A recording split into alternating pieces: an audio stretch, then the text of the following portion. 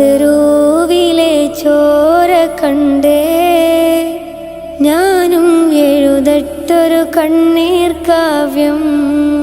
പിഞ്ചോമന മക്കളെ ചോരക്കായി ദാഹിച്ചലയുന്ന ചെന്നായ്ക്കൂട്ടം. മരിച്ചത് ഞാനല്ല നീയാണ് മുസ്ലിമേ. ഫാസിസ തടവറയിൽ അടിമയായി നിൽപ്പോ നീ എന്ന് തീരും ഈ കണ്ണുനീരിൻ മോചനം നേടുകില്ലേ. ഫലസ്തീൻ ചിരിയെന്നത് കാണാക്കിനാവല്ല.